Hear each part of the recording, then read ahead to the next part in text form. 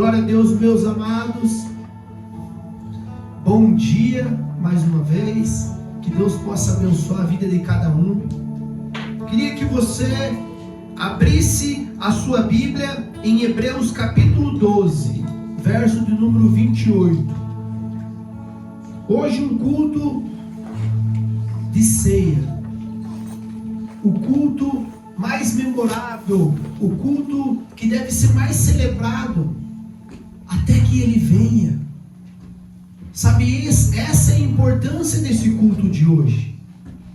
Sabe, durante a semana nós vimos na internet, até o pastor entrou vamos dizer que nem é brincadeira, né? Mas entrou de comentar sobre o culto de ceia ou Brasil e Noruega. Sabe, muitas pessoas barganhando com Deus, muitas pessoas trocando a prioridade. E sabe, nesse culto, é um culto que nós vamos celebrar a morte e ressurreição de Cristo. Aleluia. É um culto que, até que Ele venha, nós temos que realmente o adorar. E o tema dessa mensagem de hoje, ele vai te preparar para o momento da ceia. Normalmente nós temos uma palavra e no final nós pregamos sobre algo para você se autoexaminar, ver como está seu coração, para que você não venha ceiar sem o entendimento do que é a ceia. Porque o próprio apóstolo Paulo, ele diz: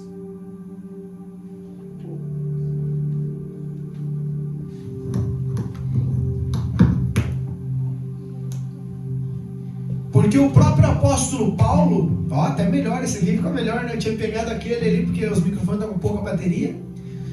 Mas o próprio apóstolo Paulo, ele nos ensina que tem muitos que dormem, estão mortos já, por ceiar sem discernimento. Então, só que essa palavra, ela é tão poderosa, o tema que o Senhor colocou, a mensagem, ela vai nos preparando já para esse momento. E o título, ele já vai nos confrontar, porque ele é uma pergunta, que é o seguinte: ainda há temor em você?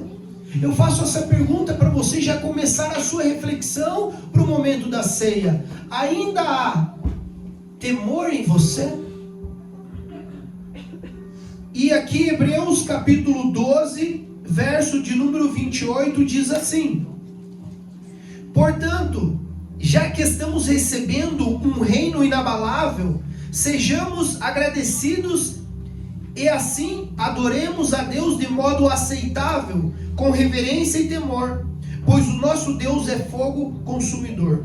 Pai, em nome de Jesus, eu oro por essa palavra. Nós sabemos que você é fogo consumidor, que o mesmo fogo que nos purifica é o fogo que pode consumir todas as coisas, Pai. Então nós pedimos, Pai, nessa manhã, que nós possamos sair daqui desse culto com ainda mais temor, com ainda mais reverência de quem Tu és, Pai. Usa a minha vida, Pai, para que eu possa entregar tudo aquilo que o Senhor trouxe ao meu coração e para que a Tua igreja possa ser edificada, Pai, pois nós sabemos que o Senhor vai chegar naquele grande dia e vai dizer: apartai-vos de mim para o fogo eterno, ou você vai chamar: entra, servo bom e fiel. E nós queremos ouvir essa segunda palavra, Pai, servo bom e fiel. Nós queremos estar clamando: Maranata, ora vem, Senhor Jesus. Nós queremos estar com o coração em Ti, Pai, e não com o coração nas coisas, Pai. Essa é minha oração, no nome de Jesus, amém e amém.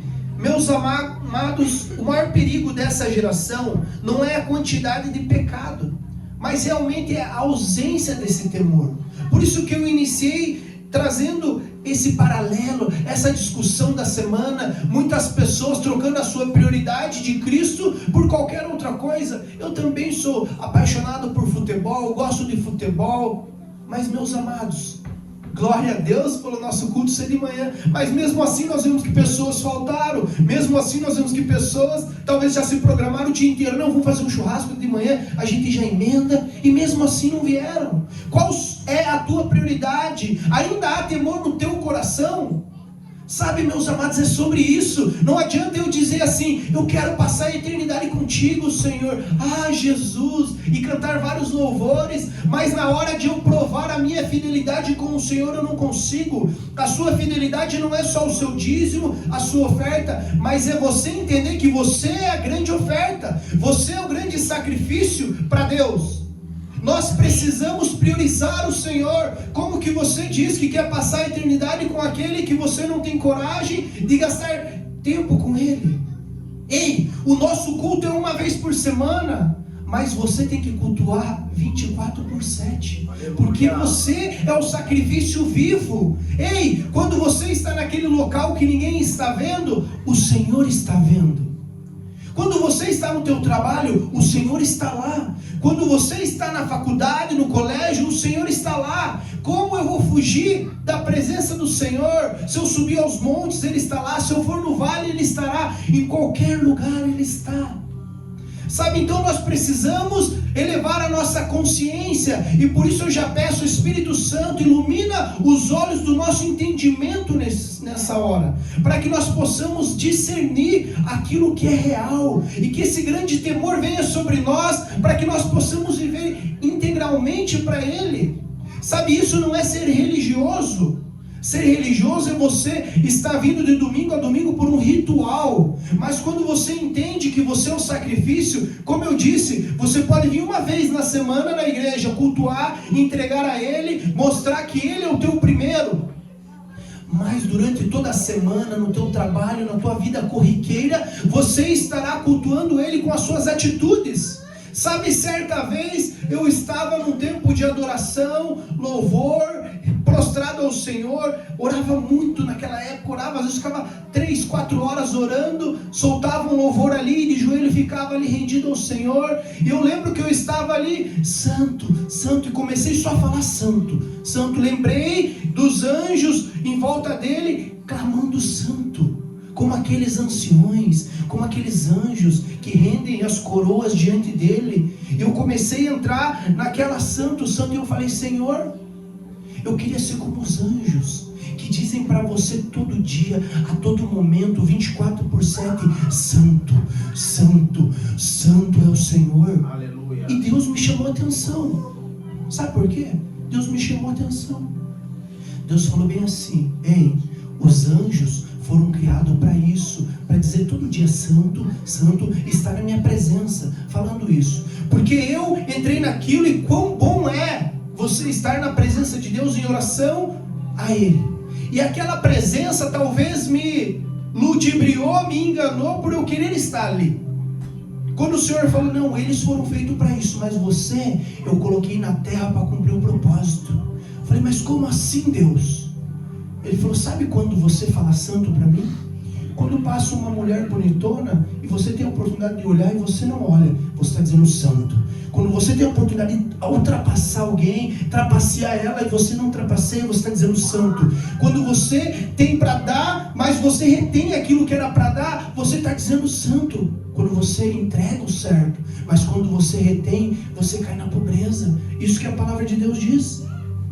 Então toda vez que você glorifica o nome dele, você está dizendo santo, porque nós fomos colocados aqui nessa terra, sim, para exaltar o nome dele, mas o nosso dia a dia, você não precisa ser como um anjo, não, porque ele te colocou ali, ele te formou nessa terra, e talvez a maior provação é isso, são as distrações desse mundo, só que sem temor. Por isso eu pergunto novamente: ainda há temor em você? Porque aquele que tem temor de Deus, e aqui eu já inicio um testemunho, a qual originou essa palavra. A pastora me mandou um Reels, aonde um pastor estava contando sobre o seu pai, e ali você tem uma aula de temor gigantesca. E ele disse que o pai dele começou a adoecer, ficou muito mal, a ponto dele estar acamado, e ele chega para o filho dele e fala: filho, eu tenho um medo, filho. Qual é esse medo, pai, que você tanto está falando? Eu tenho medo de morrer sem Jesus. Eu tenho medo de partir sem Jesus. E o maior medo daquela pessoa não era se ia deixar herança. O maior medo não era sobre as coisas. O maior medo dele, o temor que ele tinha, era de partir sem Cristo. Sabe, isso é forte. A partir disso nasceu essa mensagem, porque nós vemos uma geração onde se tinha temor. Hoje não temos mais temor de Deus. Hoje as coisas de Deus ficaram normais para nós. Sabe, e nós não podemos deixar que isso aconteça sobre as nossas vidas. E isso bate muito forte com Hebreus capítulo 12, ali onde eu li. Ele diz: por isso, recebendo nós um reino inabalável, retenhamos a graça, pela qual servimos a Deus de modo agradável, com toda reverência e santo temor, porque Deus é fogo consumidor. Olha que poderoso. Acho que só essa mensagem aqui já daria, só esse verso daria uma pregação muito forte. Nós vemos que o autor aqui ele fala sobre graça, reverência e santo temor. Sabe, a graça genuína, ela não anulou o temor. Não é porque veio graça. Sabe, existe um engano no meio gospel. Eu já digo gospel, nem evangélico, porque agora é gospel. Sobre a graça. E tudo é pela graça. Foi pela graça. Nós não merecíamos, mas teve um alto preço. Isso que você tem que entender. Não é porque você ganhou algo de alguém que não teve um preço para aquele que doou para você. A pessoa pode te dar qualquer coisa, só que talvez você não se sinta honrado. Você não se sinta, me deu isso aqui. Mas para aquela pessoa teve um preço. Só que quando você entende de fato a graça, você não vai olhar só pelas bênçãos, as misericórdias. Você vai olhar por todo o pecado que Jesus se fez. Ele não era pecador como o Henrique ministrou aqui, mas ele se fez pecado. Ele se colocou no madeiro por mim e por você. Nós éramos pecadores e a Bíblia diz que destituídos da glória nós fomos. Imagine você ser destituído, não.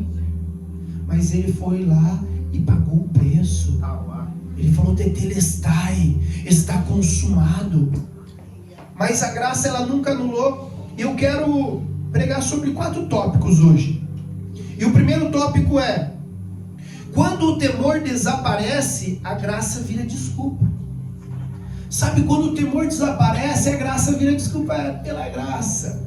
Eu até coloquei alguns pontos aqui. O que mais ouvimos hoje é: Deus conhece o meu coração. Todo mundo faz isso? Quem já ouviu isso? Deus sabe quem eu sou. Sabe o que nós temos ouvido? A graça virou desculpa. Deus conhece meu coração. Irmão, não importa o teu coração. Se você não aceitar Jesus, você vai para o inferno. É isso que a Bíblia diz. Não importa, mas aquela pessoa é uma pessoa tão boa. Se não crê em Jesus, vai para o inferno.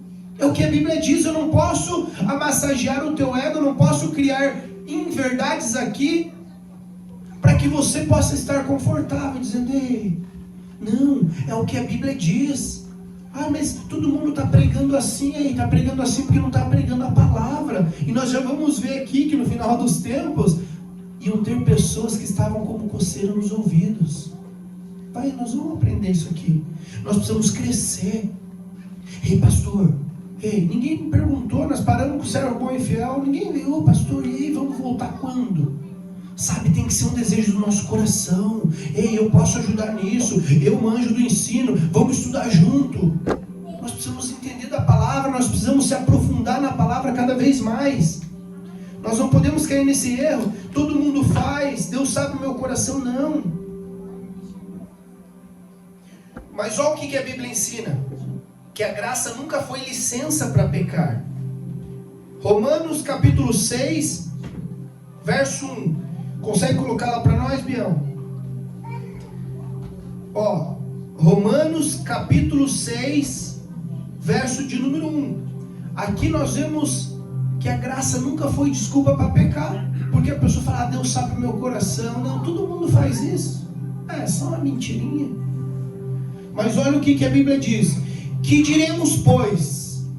Permaneceremos no pecado para que a graça abunde? De modo nenhum. Nós que estamos mortos para o pecado, como viveremos ainda nele? Ei, isso aqui é muito forte. Ele fala, se nós estamos na graça, nós vamos viver deliberadamente no pecado, em outra versão? De modo algum, de maneira alguma. Como se nós que estamos mortos para o pecado, ele está dizendo que nós somos mortos para o pecado. Mas por quê? Porque Jesus pagou o preço por mim e por você. Sabe aquela pessoa, a pior pessoa do mundo ali, que você acha, Jesus morreu por ela.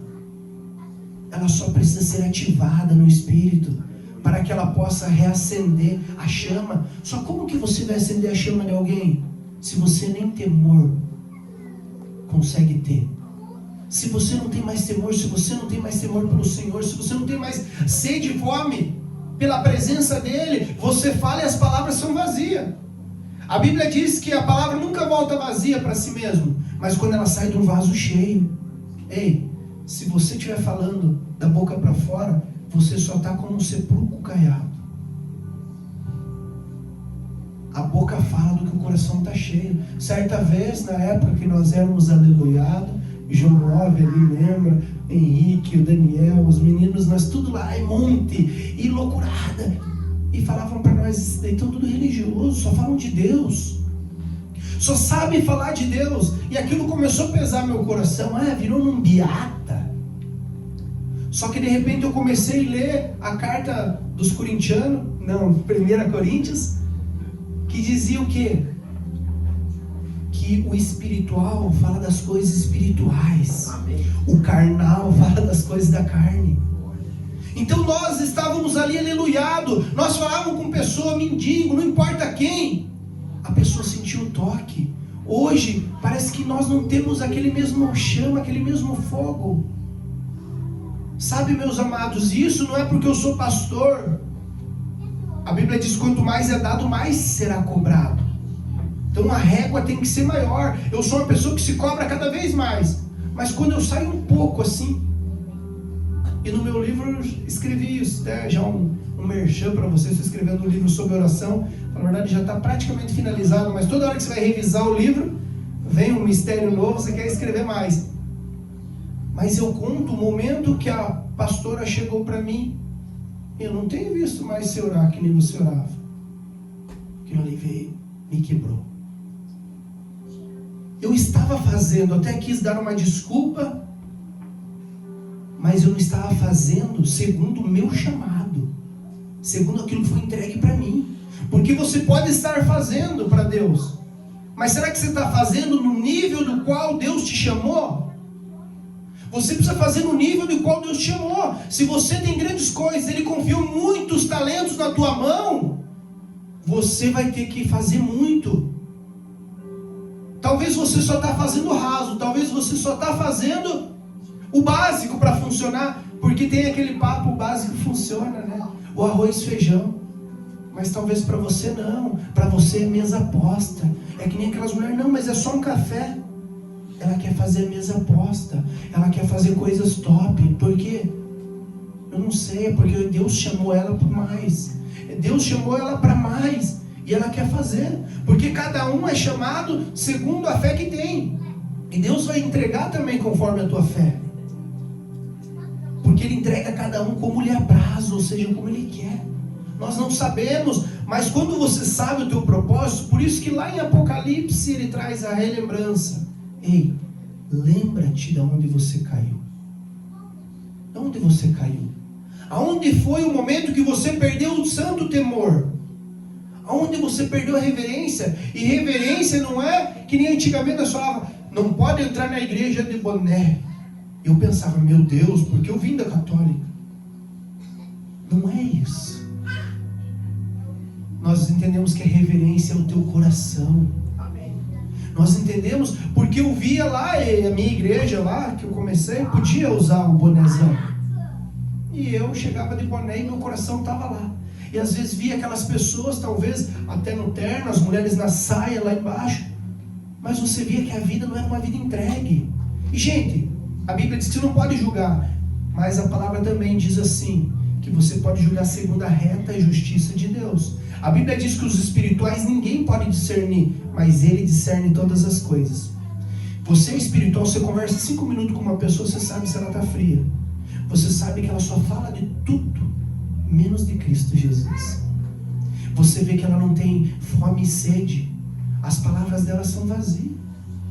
Sabe, tem um testemunho da Tayla e do Nilson. Quando eu fui pregar numa agenda, eles me contaram que a hora que eu peguei o microfone e falei a primeira palavra, um olhou para o outro e falou: pastor, ele tem unção. Sabe, o Espírito conecta. O Espírito sabe, assim como Isabel, quando foi falar com Maria, disse que, imagine, as crianças no ventre ficavam agitadas, cheias do Espírito Santo. Eu acredito que nós, quando estamos cheios do Espírito Santo, começamos a conversar um com o outro, essa chama tem que vir. Esse fogo tem que vir. Só que se nós não temos mais temor, nada adianta. Tudo é nada a ver. É o demônio que nem diz, o demônio nada a ver, e eu não tenho problema. Mas continuando aqui, que diremos, pois? Então, continuaremos pecando para que a graça aumente? De maneira nenhuma. Nós, os que morremos para o pecado, como poderemos continuar vivendo nele? Sabe, nós vemos aqui que Jesus disse para aquela pecadora: eu não te condeno. Mas ele fala também: vá e não peques mais. Sabe, ele fala, ele traz esse confronto do pecado sobre a vida nossa. Sabe, e existem algumas áreas da nossa vida que nós precisamos sempre estar recapitulando. E eu quero fazer uma pergunta aqui para você: existem algumas áreas da sua vida que Deus já pediu mudança e você continua dizendo, depois eu resolvo? Sabe, porque a graça de Deus, isso diz lá em Tito 2, porque a graça de Deus se manifestou salvadora a todos os homens. Ela nos ensina, é ela que nos ensina a renunciar à impiedade e às paixões mundanas e a viver de maneira sensata e justa e também piedosa nesta era presente. Sabe, qual foi a última vez que você chorou por um pecado? Qual foi a última vez que você chorou por um pecado? Você falou, meu Deus. Sabe, nós precisamos ter esse santo temor. No próximo tópico é: quando o temor desaparece, o pecado deixa de assustar. Sabe, isso aqui também é muito forte. Porque quando o temor desaparece, o pecado deixa de assustar. Você já nem me assusta com isso. Porque o pecado na vida do crente, ele tinha que ser um acaso. Ei, por acaso, eita, sabe quando um buraco, você está andando aqui e você não reparou que tem esse degrauzinho, você escorregou. Você se assusta com aquilo. Opa, tinha que ser isso. Mas hoje nós temos pecados de estimação. Sabe, e o pecado começa pequeno, e aqui talvez ele vai pegar muita gente. Muito de nós, eu coloco aqui também. O pecado começa pequeno. É uma mentira. Sabe aquela mentirinha? Ah, não tem nada a ver. Sabe, eu fui confrontado uma vez aqui também nessa parte da mentira. Sabe aquela tipo, fala que eu não tô? A pessoa liga para você, não, você inventa uma coisa só para... Eu fui confrontado, Deus falou, não, você é um mentiroso. Eu falei, mas como assim, Deus? E ele começou a trazer coisas pequenas. Então nós temos que entender que o pecado ele começa pequeno. Seja pornografia. Você está ali, ah não, só estou vendo esse Reels aqui. Daí você vai e volta de novo, vai e volta. De repente está cheio de coisa, só aparece aquilo, né? Você vai de novo. Quando vê, você vai avançando. Quando vê, você está sozinho acessando. É assim, começa pequeno. Orgulho. Sabe, é só um orgulho. Ah, eu não vou, aquela pessoa que fez contra mim aquilo, eu não vou pedir perdão. Às vezes você é orgulhoso. Sabe, o casal também, às vezes estão ali, o casal é orgulhoso, não quer pedir perdão para o outro, e por causa daquilo, às vezes vira uma separação lá na frente. Então nós temos que entender que o orgulho é algo que é uma raizinha pequena, mas pode se tornar uma árvore gigante, que vai atrapalhar tudo lá na frente. Glutonaria. E aqui é forte também. A gula é pecado, meus amados. E muitas pessoas, imaginem chegar lá achando que vai para o céu e porque era guloso, não vai para o céu. Então você tem que entender que o Senhor quer que você apare as arestas. A desonestidade. Sabe, você ser desonesto. Você vai lá, vai fazer um negócio que você sabe que você vai ter como que eu posso dizer, um benefício, e você faz para passar a pessoa para trás mesmo. Não é negociar, porque pessoas já vieram para mim, pastor, mas aqui eu comprei por isso, se eu vender por isso, não, irmão, você comprou é negócio, irmão, você comprou por R$1 e quiser vender a 100, tiver alguém para querer comprar, amém, você é um bom empreendedor, você soube valorizar o seu produto, encaixotou de uma forma boa, beleza. Desonestidade é você falar, não, Henrique, olha esse aqui é bom demais, e você sabe que está com o motor fundido. Ah, você comprou tal coisa, você sabe que está prestes a estourar. Então nós precisamos ser honestos. E aqui eu também coloquei algo mais pesado. Ser honesto com Deus. Deus te pede 10%, você dá lá 7%. Vou dar 3%. Ah não, eu tenho para ofertar, não, mas não vou dar. Isso é ser desonesto com Deus também. Sabe, sempre que a gente fala de dinheiro, às vezes a gente fecha o coração. Mas eu sempre gosto de trazer um ensinamento. Porque está na palavra. Ele não quer que você retenha para você cair na pobreza. Ele quer que você seja generoso. Então não retenha aquilo que é de Deus. Não seja desonesto com o Senhor. Porque às vezes para você fazer suas coisas você tem. Você vai lá, você bagunça financeiramente. Você foi lá, fez um monte de coisa, fez festa. Mas para Deus não. Isso é ser desonesto com o Senhor. Fofoca. Sabe, às vezes começa fofoca, né? Nós estávamos brincando, não sei quem eu estava falando. Acho que a minha mãe. Não sou fofoqueiro, só quero deixar o povo mais informado. Meus amigos, minhas irmãs. Mas isso começa nisso. Uma coisa pequena. Você tem que zelar teu coração. O que o inimigo vai fazendo com que você vai avançando naquilo. Então você tem que cuidar do teu coração, senão você viu o irmão lá, o que aconteceu? Nossa, aquilo lá, você está falando, você está aqui na igreja para julgar e não para adorar. Sabe, é que nem nós sempre brincamos e continuamos batendo nesse martelo das crianças. Às vezes as crianças estão indo para lá e para cá. Mas ei, por que você repara? Porque você está com os olhos focados no quê? Na criança. O irmão Nilson contou um testemunho, vou até falar aqui para você, que isso aqui é forte. Cadê? Ninguém me trouxe um copo de água, olha que benção. Mas aqui, ó, um copo de água assim, ó. Você vai estar com... Ele falou assim, ah, você viu o fulano que um falou do outro e tal, era um cara bem fofoqueiro na igreja, digamos assim. E o pastor falou, não, eu vou te dar uma missão no próximo culto. E ele falava a todo mundo, que um estava assim, que outro estava assado. Ele falou, vou te dar uma missão para você fazer nesse culto. Depois você me fala se você quer sair da igreja mesmo. Porque ele queria sair da igreja por causa disso. E daí ele falou, ah, então tá bom. Você vai pegar, ele colocou um copo de água bem cheio, mas na tampa ali, sabe? Quase que você tem que andar assim para ele não cair. Foi lá e deu para ele. Ele falou, eu quero que você fique, a igreja era grande, ele tinha que ficar dando volta. Ele falou, você fique dando volta em volta da igreja, né? Você tem que preparar o culto bem devagarzinho, para não derrubar. Você não pode derrubar. E ele ficou, começou o culto lá, e o culto rolando, mas você tem que ficar o culto inteiro. Ele foi lá e ficou o culto inteiro, dando volta para não derrubar, às vezes dava um passo a mais, quase derrubava e segurava. Ele foi dando a volta, e daí acabou o culto. Acabou o culto, ele foi lá, colocou bem devagarzinho, né, no púlpito do pastor. O pastor chegou, e aí, fulano? Você viu o irmão lá hoje? Que estava falando da irmã? Não, não vi. Você viu lá o outro? Ah, você viu aquela criança que corria? Você viu isso?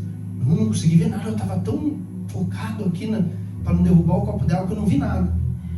Daí o pastor falou, é sobre isso. Aonde os teus olhos estão focados? No que você está focando os seus olhos? É na fofoca? É no falar mal do irmão?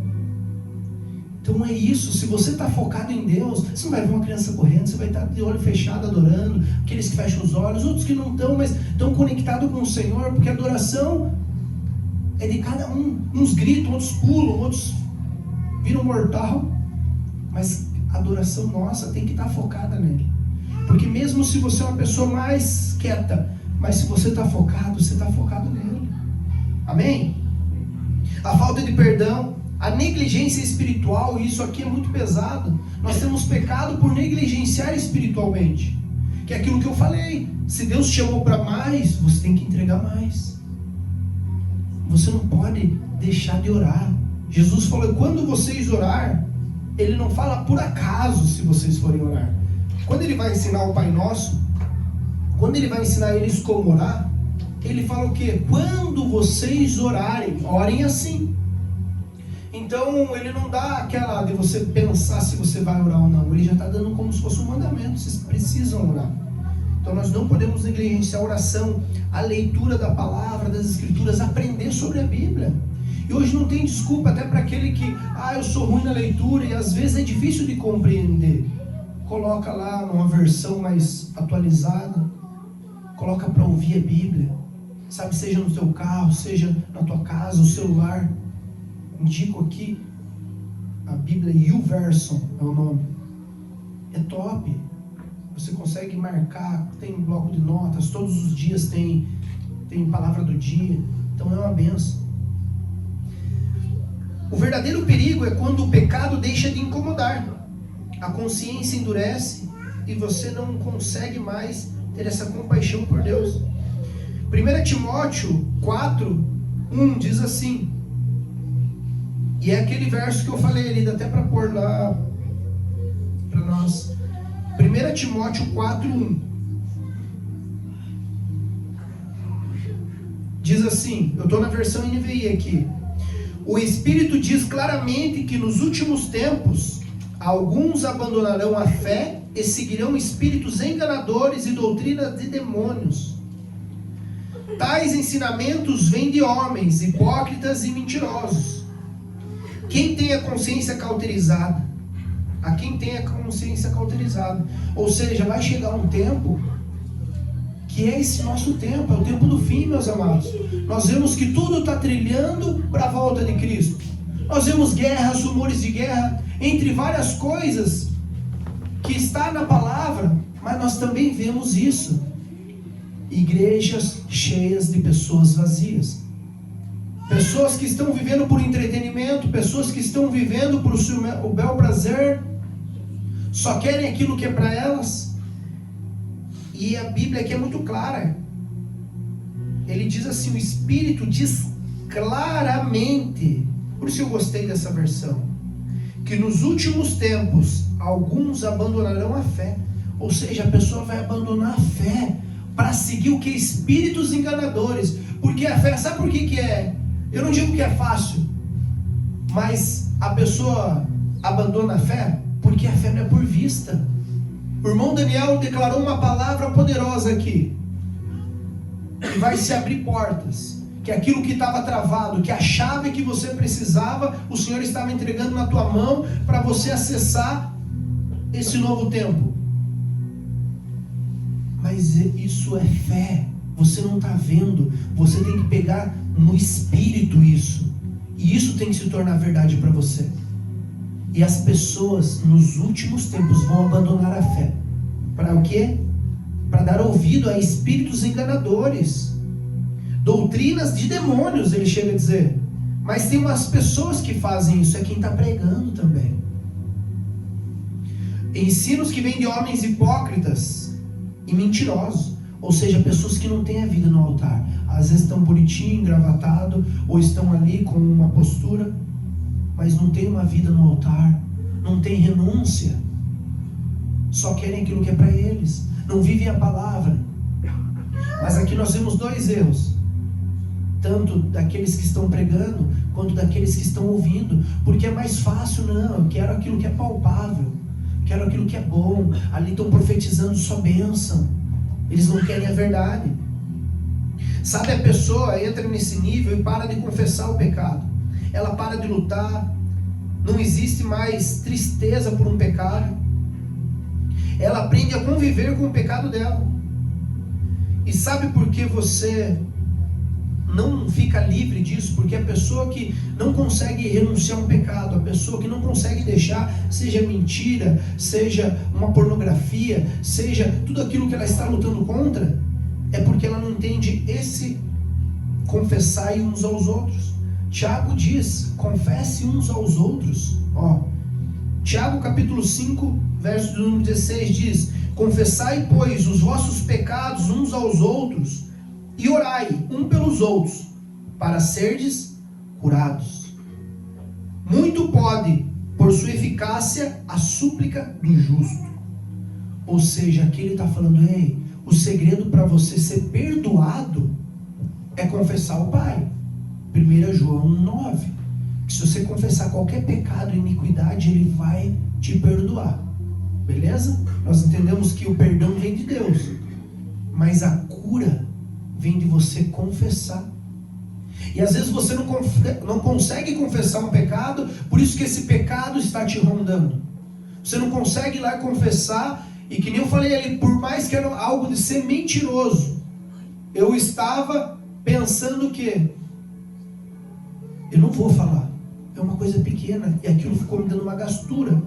Eu fui e confessei para o meu líder na época uma coisa, nossa cara, eu pensei que era uma coisa pesada, porque eu falei, cara, eu tinha de confessar algo pesado e tal. Deus me confrontou, daí quando eu falei, eu sou mentiroso, porque eu falo que não estou, e falo não sei o que. Na época era clientes, as pessoas, eu tinha um salão no fundo da casa, falava, não, falei que eu nem estou aí, não quero cortar o cabelo de tal pessoa, ou fala que fui para academia, sei lá, alguma coisa assim.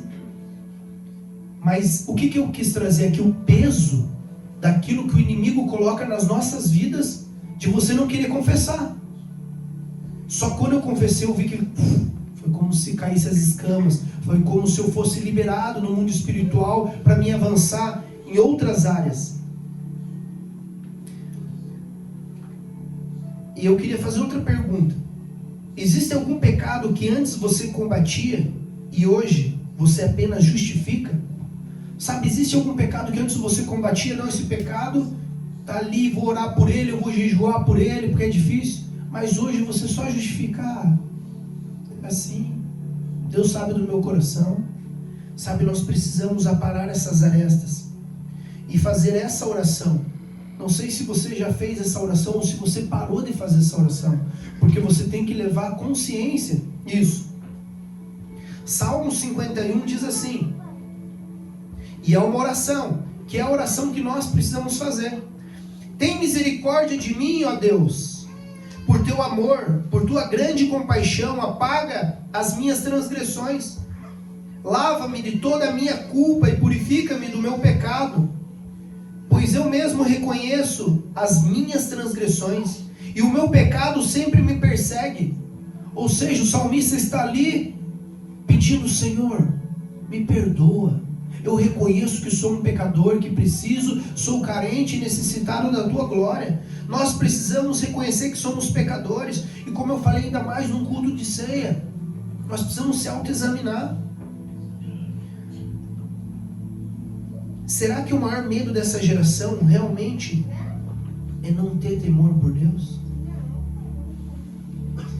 Próximo tópico é: quando o temor desaparece, criamos um Jesus parecido conosco. Talvez essa seja a mais forte. Quando o temor desaparece, nós criamos um Jesus à nossa imagem e semelhança. Nós criamos um Jesus que é inventado por nós. Quantas pessoas vão lá e estão trocando de fato o Cristo por o Cristo delas? O Cristo que pode dar as coisas, o Cristo que não confronta, o Cristo que não corrige, o Jesus que não exige santidade, que não chama para arrependimento. As pessoas têm criado um Jesus à sua semelhança. Sabe, isso é muito pesado, por isso nós vemos as igrejas cheias de pessoas vazias. Por isso nós vemos uma geração sem temor, porque o Jesus que elas criaram é esse Jesus bonzinho, é o Jesus que conhece o coração, é o Jesus que nada a ver, é o Jesus que todo mundo faz isso. Não. Sabe, eu queria trazer uma ilustração aqui. Certa vez, um homem pediu para um pintor pintar a sua esposa. Mesma coisa que eu falasse: pintor, pinta aqui a pastora para mim. Ela foi lá, sentou. Normalmente elas sentavam naquele sofá bonito, e o pintor ficava de frente e pedia para a pessoa não piscar, não mexer. No máximo, se ela mexesse, tinha que voltar para a posição original, e ele lá pintando, e de repente ele começava a pintar, e a mulher só estava lá olhando, e ele perto do pintor, falou, não, quando ele pinta, não, muda o queixo. Hoje já faz harmonização, né? Muda o queixo, altera a sobrancelha, arruma aqui mais o cabelo, aqui o braço, e começou a pedir várias modificações. E quando chegou no final da pintura, sabe o que aconteceu? Não era mais a esposa dele. Ele criou uma esposa conforme ele quis, com muitas mudanças. E é isso que nós temos feito. Nós temos feito um Cristo a nossa vontade, a nossa semelhança, do jeito que a gente quer. Não, vou alterar isso aqui, vou fazer isso. Nós precisamos entender que o nosso Cristo, ele confronta. Sabe, nós vemos ali que depois de tantas mudanças, essa já não era a esposa dele. Isso é o que muitos fizeram com Jesus. Retiraram a cruz, retiraram a santidade, o arrependimento, a renúncia. Sabe, o evangelho sem renúncia não existe. Nós precisamos renunciar. Sabe, Jesus, ele continua nos chamando. Eu queria fazer uma pergunta também. Será que o Jesus que eu sigo é o Jesus da Bíblia? Será que o Jesus que eu sigo é o Jesus da Bíblia, ou o Jesus da minha imagem e semelhança? Ou é o Jesus que eu criei para que ele me conforte, para que ele me console, mas nunca me repreenda, nunca me exorte? Qual Jesus você tem seguido? Sabe, isso tem que ser uma verdade em nós. 2 Timóteo 4:3 diz: pois virá o tempo em que não suportarão a sã doutrina, ao contrário, sentirão como coceira nos ouvidos, juntarão mestres para si mesmos, segundo seus próprios desejos. Eles recusarão a dar ouvidos à verdade, voltando-se para os mitos e as fábulas. Ou seja, esse é o tempo onde terão pessoas pregando o que você quer ouvir, mas também terão pessoas que querem abandonar a fé, que vão sentir como coceira nos ouvidos. Não, pastor pregou muito pesado, eu não vou voltar, eu não quero, porque eu já criei um Jesus meu, eu já pintei esse meu Jesus que não confronta, que não tem arrependimento. Ei, não adianta você pedir para ele te salvar, se você não pedir para ele ser o teu Senhor. Ele é Senhor e Salvador. Sabe, ele precisa ser o seu Senhor, e Senhor quer dizer dono. Ele é o teu dono. Por isso não vivo mais eu, mas Cristo vive em mim, porque para mim o morrer é lucro.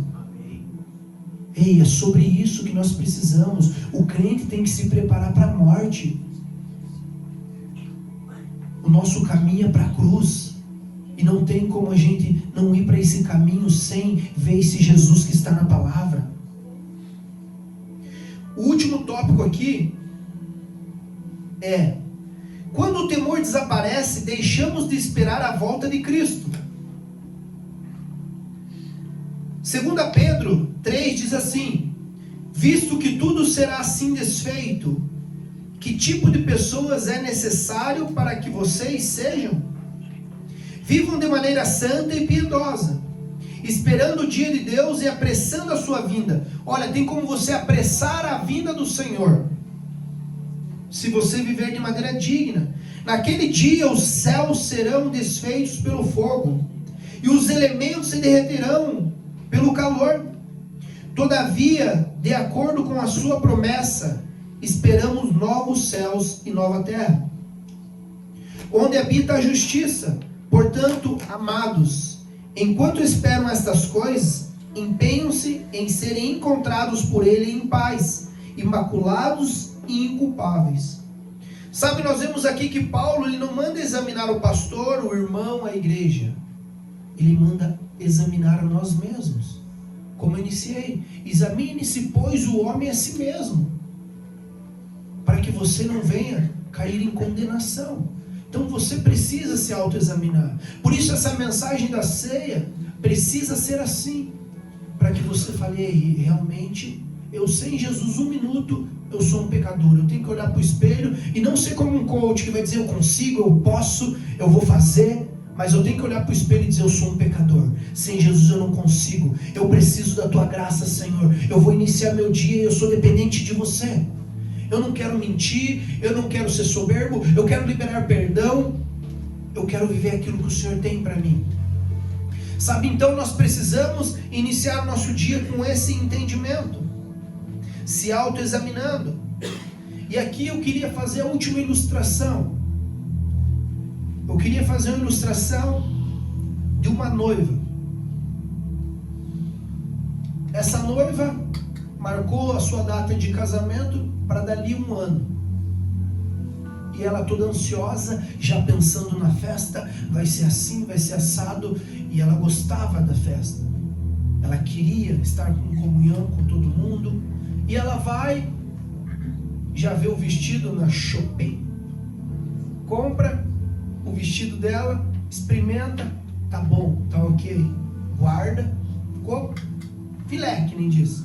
Colocou lá o vestido bem guardadinho e tal, e preocupada com as contas, quem vai convidar e tal, e coisa arada, e a festa, ela estava muito focada na festa, onde vai ser cada coisa, o que vai ficar em cima da mesa, o que vai ser o buffet, e ia e fazia e tal. E chegou o grande dia, chegou o dia do casamento e tal, e faz o cabelo, e tá ali na hidromassagem com as amigas e tal, e de repente fica por último para colocar o vestido da noiva, né, para já ir. Na hora que ela vai, tá tudo pronto, tal, cabelo, as coisas, ela vai colocar o vestido, o que acontece? O vestido tá muito grande, as alcinhas caindo, não dá certo, porque ela esqueceu de uma coisa, ela esqueceu de fazer os ajustes. Sabia, sobre isso que eu quero dizer. A vida do cristão, ela precisa de ajustes. Nós precisamos fazer ajustes constantes. Ela estava tão focada em algo, na festa, nas coisas, que ela esqueceu de fazer os ajustes na roupa. E nós sabemos que a grande festa vai ter a bodas do Cordeiro. E você precisa estar com as vestes brancas, com as mãos limpas, o coração puro. Então, para você ir para o céu, você tem que ter um vestimento próprio. Então aqui, por isso, nós precisamos fazer ajustes. Nós não podemos viver como essa noiva, que só estava focada na festa, e esqueceu que a vida cristã é uma vida de ajustes. Você tem que ir aparando as arestas, como eu vim pregando a mensagem inteira, seja de falar da vida do irmão, seja de uma falta de perdão, seja de uma falta de temor, como essa geração está vivendo. Ainda há temor em você? Sabe, eu faço essa pergunta novamente. Ainda há temor em você? Sabe, nós precisamos fazer ajustes no nosso caráter, nas palavras que nós falamos. Sabe, às vezes nós estamos falando muito palavrão. Nós precisamos fazer isso. Prioridades, casamento, família, santidade. Porque a Bíblia diz: sem santidade ninguém verá a Deus. Sabe, o problema não é que muitos esqueceram de Jesus. O problema é que deixaram de permitir que Jesus continuasse ajustando a vida delas. E algo que eu coloquei aqui também: ninguém terá tempo de fazer ajustes a hora que o noivo chegar. Não vai ter tempo. A Bíblia fala sobre a parábola das virgens. Elas pediram óleo e falou: não posso te entregar, porque pode ser que falte para mim. Vão comprar. Elas foram e deu tempo. A hora que elas voltaram, o que aconteceu? A porta estava fechada. Aquilo já estava fechado. Meus amados, e agora nesse momento da ceia, se os irmãos quiserem se posicionar para a ceia, eu quero contar algo que eu não contei no início da mensagem.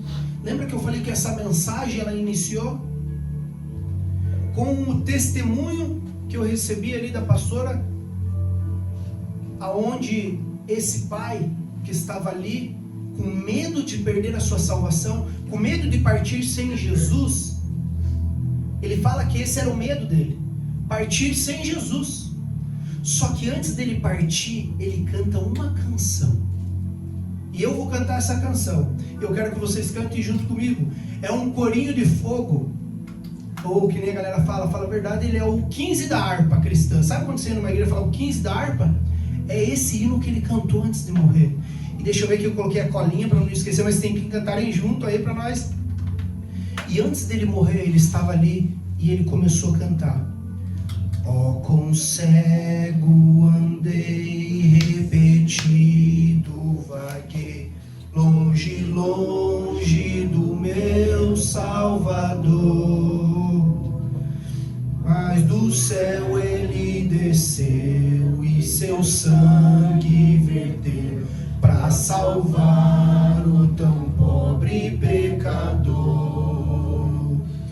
Foi na cruz onde um dia eu vi meus pecados castigados em Jesus.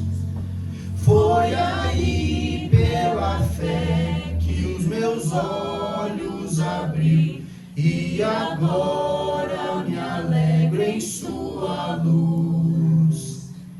Eu ouvia falar dessa graça sem par que do céu trouxe o nosso Jesus. Olha que forte essa parte.